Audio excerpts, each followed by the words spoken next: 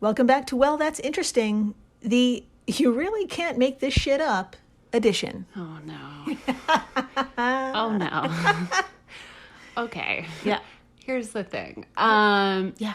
When normal people start start a story with, you can't make this shit up. Yeah. It's really not that big of a deal. But when you start a story with, you can't make this shit up, that's bad. Yeah. It's not a good thing. Because it means that you're probably going to talk about a body part falling out of a person. Or... on occasion. Or a parasite I'm going to get tomorrow. Yeah. Possibly. Or another dormant volcano that's not dormant. It's a lie. It's a conspiracy. It's not true, ever. They're all going to blow up at some point. That's true. I'm just saying, if I've learned anything on this podcast is we are all going to get parasites and covered with volcano ash at some point. That's possible. And lose our anuses. That's very possible. Very possible. It's the most possible of them all. Today is episode 056. That time the U.S. military secretly released biological agents in the New York City subway. God damn it. Of course they did. Of Yeah. course they did. I ride the subway every day. And this would explain a lot. I have to say, you already look horrified, and it's like a minute 40 in. I know. That's got to be a new record. I'm horrified and a little bit upset. This would explain, I ride the subway every day, and this would explain why I've had a headache for the last 7 years. It's all coming together. Yeah. This is why the doctors have no idea what's going on. I sound really crazy. Where is my tinfoil hat? I'm Jill Chacha, and I'm with the currently very upset Marissa Riley. Upset is a word you could use to describe this. Yes. If this is your first time listening, welcome to the flock. Welcome. Dr. Riley here comes in cold and learns everything in real time, just like you. So It's true. I had no idea what we were going to talk about today. But from past experiences, I did know it was probably going to be bad. yeah, Luckily, interesting. The worst things in life are the most interesting, and I'm not gonna lie, I'm fucking pumped to hear more about this. Then we should begin. We should begin. Let's shout. Let's shout. Okay, let's head back in time, just a hop, skip, and a jump to New York City, June 1966. Oh my. right. Oh my. Now, although this is a staggering 55 years ago, my friends, stop me if this rings any bells. Okay. Just 2 years prior, emotions poured out onto the streets of Harlem as 4,000 people protested, rioted, and demanded justice for a 15-year-old boy killed by the NYPD. Oh God. Yeah. Throughout the 60s, workers walked off underpaid, uninsured jobs, going on strike, demanding a living wage. Yeah. Most notably was the 12-day transit strike, which began on New Year's Day, 1966. Employees of the Transport Workers Union and Amalgamated... Nailed it. Yeah. That's that word. No thanks. Yeah. Should we say it together? Yeah. Amalgamated. Yeah. Amalgamated Transit Union, they had the audacity to demand an increase in wages from $3.18 to... what an audacity. They demanded an increase in wages from $3.18 to $4.14 an hour, and additional paid holiday and pension benefits. Now, none of these employees, their management, not even city officials themselves, would be aware of a germ warfare operation that would take place just 6 months later. Oh, no. That's right. Oh, no. It would be so cool if it happened during the strike while no one was there. But I guess that would defeat the purpose of ruining lives. Exactly. Yeah. There you go.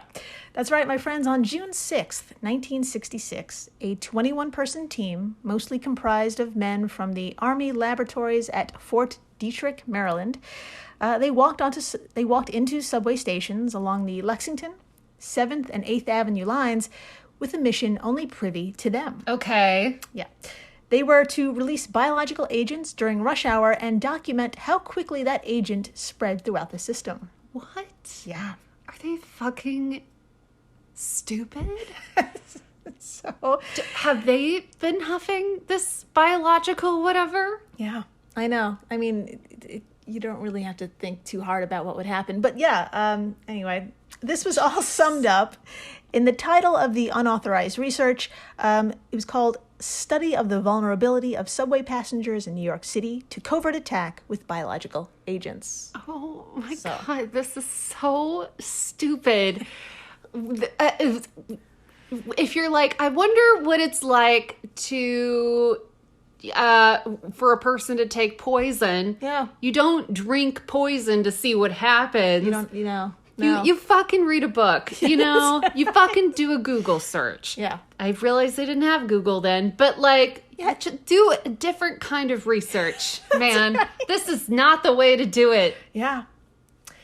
Yeah, well, how did they do it? And what did they discover? And more importantly, what the fuck did they release? And has anyone been accountable? Yeah. Been held accountable. Sorry. I'm stuttering over my own words in anger. What if it was like a fun drug and they just released like acid into the air and everyone? That's not always a fun drug. Never mind. The acid thing actually did happen and it didn't go well. Oh. Yeah. Do you know that study? It was like a covert, like giving people acid and they didn't know. And I wish our listeners could see my eyes right now. Yeah, they're pretty much bulging out of your head. I'm like, whoa. Yeah, give it a Google. I think it was LSD. They were like, people were given LSD and they didn't know it, and really bad shit happened, clearly. That's horrible. Yeah. That is terrible. Yeah. I will Google the shit out of that later. Listeners, feel free to Google as well and write in. We can have like an article club or something on this. That'd be great. My God. Yeah. So this is another one of those types of studies where that happened. Great. Anyway, so again, how'd they do it? What did they discover? What the fuck and who's been held accountable? All of these questions will be answered, my friends. But first, we really need to put a spotlight on the team's lead engineer, Charles Senseni. Fucking Charles. Yeah, he was a contracted weapons designer for the CIA and other government agencies. So I hate him. So, Dr. Marissa, if you would be so kind, please tell us a little bit more about this man, specifically the things he invented for the CIA and what other projects he was involved in, just so we can get an idea of what kind of creative guy he is. Oh my God, something tells me I'm about to hate him even more. Okay. Here we go. From the New York Times, quote, Mr. Senseni confirmed under questioning by Senator Gary Hart, Democrat of Colorado, that Fort Detrick Labs, had secretly placed a colored dye into the water system of a Washington, D.C. building used by the Food and Drug Administration to test how fast the occupants could be killed or incapacitated by a biological agent in the water system. God. Mr. Senseni said he had developed a special drill that allowed the dye to be punched into a water pipe without leakage or change in the water pressure. God, Mr. Senseni said that his specialty at the Fort Detrick Laboratories was making hardware devices to deliver poisons and biological agents, and that his unit, the Special Operations Division at Fort Detrick, had received assignments to crew exotic weaponry. I don't know what that means.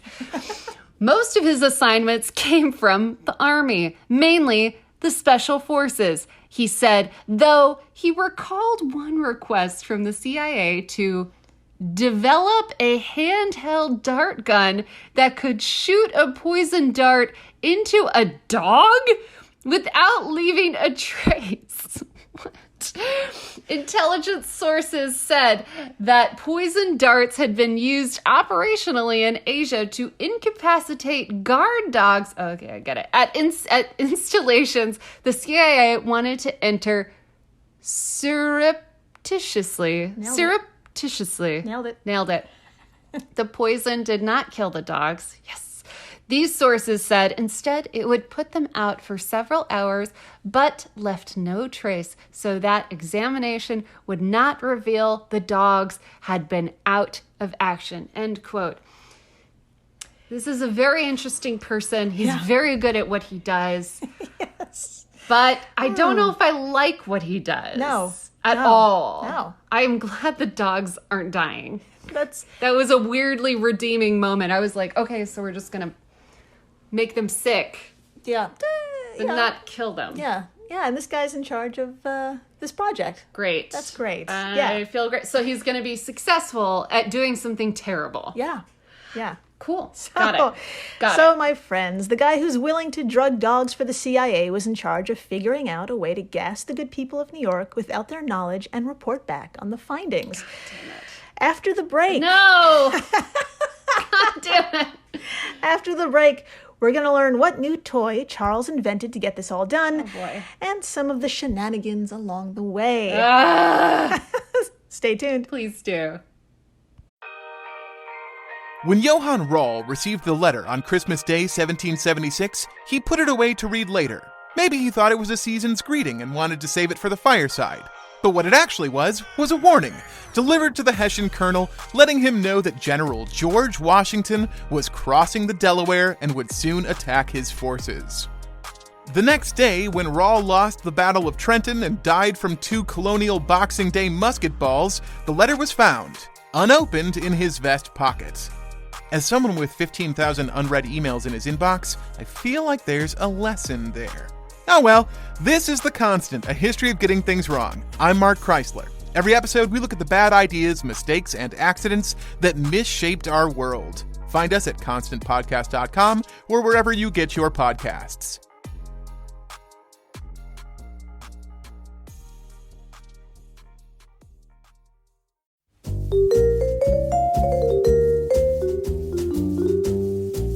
Have you ever wondered what really happened to Amelia Earhart or the lost colony of Roanoke? Do you ever find yourself scouring the internet for vicious Victorians and their murders by gaslight? Or perhaps you're just sick and tired of women being constantly misrepresented or plain lied about throughout history? If so, join me, Katie Charlwood, history harlot and reader of books, on Who Did What Now, the history podcast that's not your history class. Part of the Airwave Media Network. Available on Apple Podcasts, Spotify, or wherever you listen to podcasts. Adios, au revoir, au revoir, my friends. Bye-bye.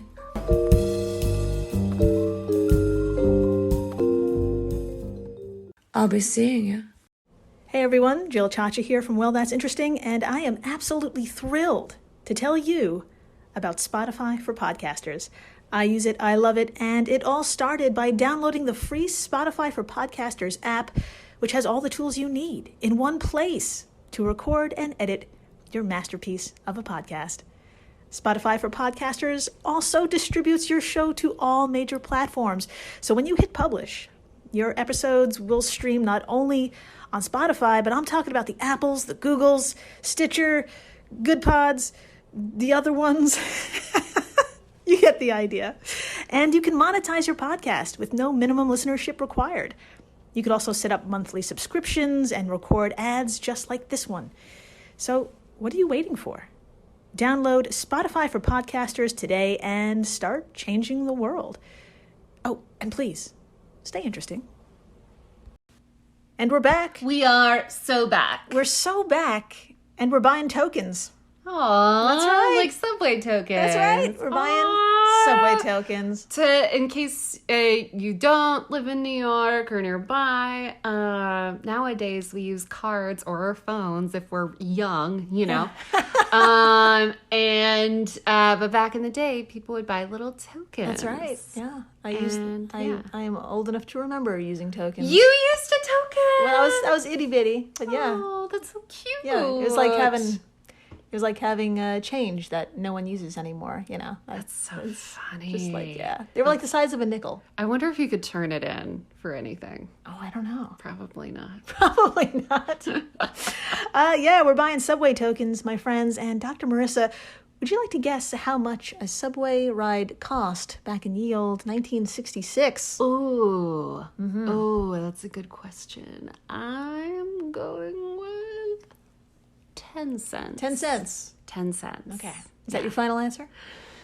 Yes. Okay. Well, you're pretty goddamn close because it was 20 cents Ah! to ride the goddamn subway. So Not bad. Not right. bad. It's fucking, yeah. I can afford that.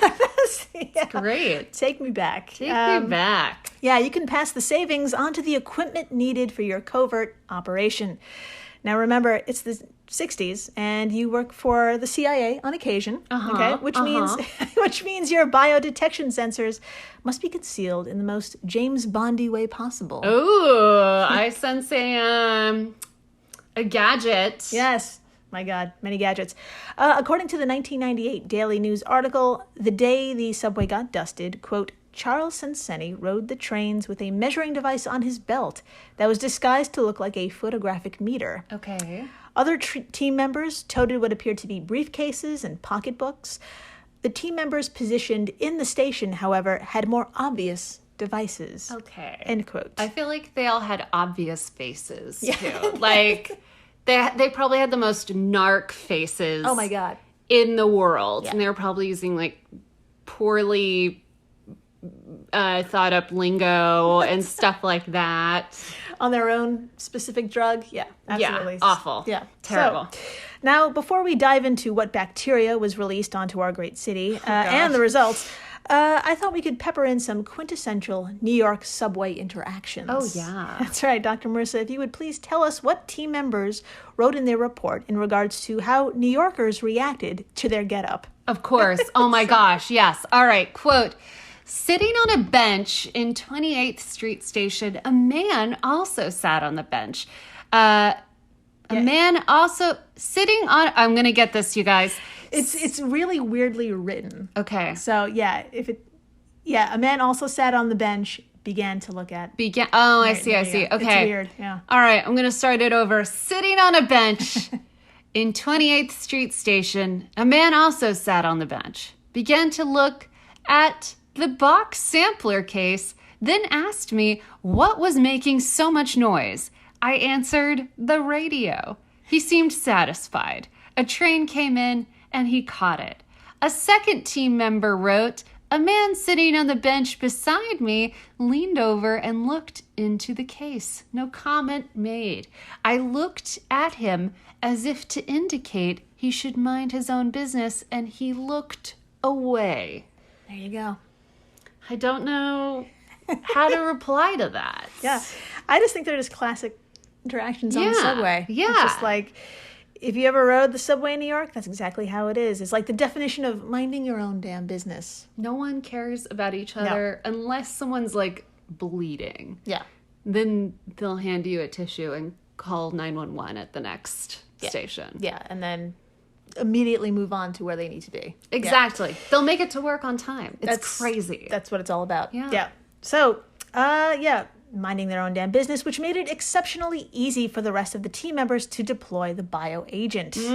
So, consistency is key. So, to continue with the James Bondy feel for this operation, Charles decided the best method of carrying and deploying the agent was with, you guessed it, light bulbs. What? Yes. How the fuck does that work? Yeah. According to Business Insider, quote, the light bulbs were packed with about 175 grams of Bacillus subtilis bacteria, then known as Bacillus globigi. I think I'm saying that Globigi? Globigi. Globigi. Bacillus? Sure. Anyway, approximately 87 trillion organisms in each. That's a lot. Now, What is it? Put a pin in it. Now, the plan was to shatter them and then use the sampling machines to see how they spread through the subway tunnels and trains, end quote. So, I know what you're thinking. What the hell is the substance once known as Bacillus globigi? Well, back in 1966, this strain of bacteria was considered harmless, but they also smoked in planes back then. So, Dr. Marissa, would you please continue reading from our source, Business Insider, as to its status as technology has advanced? Absolutely. All right. Quote, they're all considered pathogens now. Great. Says Leonard Cole, the director of terror medicine and security program at Rutgers, New Jersey Medical School, who documented these experiments in his book, Clouds of Secrecy, the Army's germ warfare tests over populated areas. A paper from the National Academy of Sciences analyzing military experiments notes that B. globigi is now considered a pathogen and is often a cause of food poisoning. That's right. Infections are rarely known to be fatal, the report said, though fatal cases have occurred, end quote. There you go. So they gave everyone food poisoning. Well, yeah, I mean, they didn't know it at the time, but... Oh, great. Even better. Yeah, but put a pin in that thought. Let's move on to what the methods Charles and the gang used to break open those bulbs and possibly, but unintentionally, cause a massive outbreak of food poisoning. Wait, can we just pause really quick Yeah. before we go on? Yeah. I just put a couple things together. Yeah. Okay, a quick story.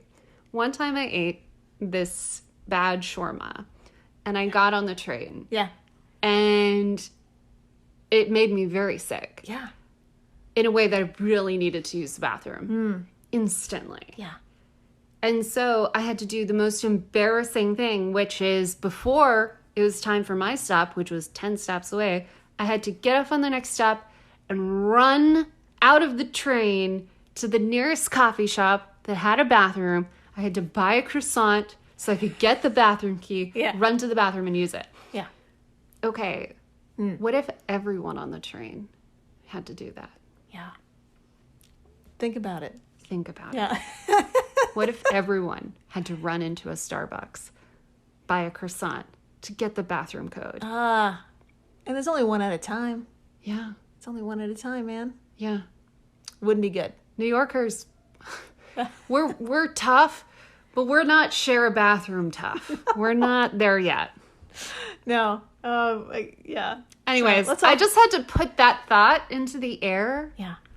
much like they put this food poisoning into the air. Into the air. Yeah. Let's Yeah. all think about just having to shit uncontrollably. Let's think about that Exactly. for a moment. Yeah.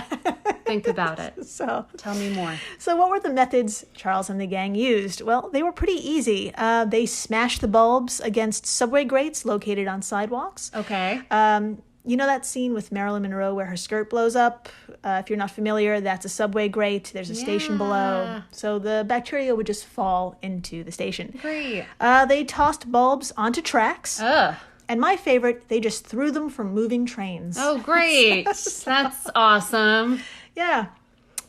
These methods and the lack of interference allowed the testing and the smashing to go on for 4 days. What? Yes. Jeez, you guys. Now, Dr. Marissa, with your experience and expertise with biochemicals, So much. how quickly do you think these bacteria would travel through the subway system? Taking into account wind speed, the movement of trains and people, etc. How fast do you think it would? The fastest. Yeah. As fast as possible. The space in a subway isn't that big. No, We're all sharing the same air. If someone farts, everyone knows. we all do. So my guess is everyone got diarrhea at the same time. Okay, I like That's that. final answer. Answer. I like it. I love it. Instantly, day one. So, from Business Insider, quote, Army scientists concluded that it took between 4 and 13 minutes for train passengers to be exposed to the bacteria. Instant. Yeah. 5 minutes. 5 minutes after bacteria were released at the 23rd Street station, the bacteria could be detected at every station between 14th Street and 59th Street. Wow. Yeah. I was right. Yes, you were. Well done. Between June 6th and June 10th, they calculated more than 1 million people were exposed. Jesus Christ, you guys. Yep. End quote. It's terrible. According to the report, the best method or the most efficient way to expose the most people is, no surprise, by throwing stuff from a moving train. Or as they put it, quote, dropping an dropping an agent package to the roadbed from a rapidly moving train is an easy and effective method for covert contamination of a segment of a subway line with a biological agent. The germ is aerosolized and dispersed rapidly by the movement of the train, penetrating the station and trains, end quote. It's a very fancy way of I sprinkled it off the train. Yeah. And gave everyone gut problems. Yeah, that's right, the runs. Yep. Now, if at any point you asked yourself, is this legal? And thought, it can't be, you're right. That's right. You're actually right. Experiments that use bacteria to simulate biological weapons without the knowledge or consent of participants stands in direct violation of something called the Nuremberg Code. Oh. Yeah, which states pretty clearly that, quote, voluntary and informed consent is required. I didn't even think about the consent part. I just assumed there was no consent and they were up to something terrible. I just didn't. Yeah. It just didn't even occur to me that they would Yeah. This was definitely no consent. Nobody knew what they were doing. No. Yeah. This is terrible. But good news, the New York City subway incident wasn't the only test conducted on unsuspecting U.S. civilians. No. Yes. Dr. Marissa, would you please tell us from our source over at Business Insider what the hell I'm talking about? Of course. All right, quote, this test was one of at least 239, I repeat, 239 experiments conducted by the military in a 20-year germ warfare testing program that went on from 1949 to 1969. End quote. I almost said germ welfare. Son of a bitch. That's a lot of experiments and people and time and germs. It sure is. That's too much. Yep. One was too much. This is fucked up. Now, I highly recommend to Google to find out more about those. In the meantime, let's stick with our subway adventure. Yes. Now, you're probably curious, as to how all of this info eventually got out. Yeah. Well, my friends, the answer is just as weird as the story. Oh my God, was there a huge line at Starbucks Starbucks bathrooms in 1966? Fast forward to the mid-1970s when Charles's 71-page report was released under the Freedom of Information Act in response to a request by, you guessed it, the Church of Scientology. Weird. Yes. They pop up in the weirdest places. It's so strange. So the Church of Scientology was like, something happened on the train. Yeah. Can you guys do something? Can someone answer this question? Yes. And I can't believe I'm going to say this. I'm glad someone asked. yes, I know. I can't believe it was them. I cannot fucking believe it. I don't know how or why the folks over at Scientology got involved in this, but their request led to a public hearing in 1975. Holy shit. It was held by the Senate Select Committee on Intelligence, and Charles himself testified to everything. Oh my God. Documents were even submitted by William E. Colby, the director of Central Intelligence, about this secret subway test and a shit ton more. Everything you learned today came from that hearing. Oh my God. Even the part about dogs in Asia getting all drugged up. Terrible. That came out at that hearing. So, what happened? What came of the revelation that covert testing was done for over 20 years and the CIA and the Army wanted all of these weird weapons made? What the fuck?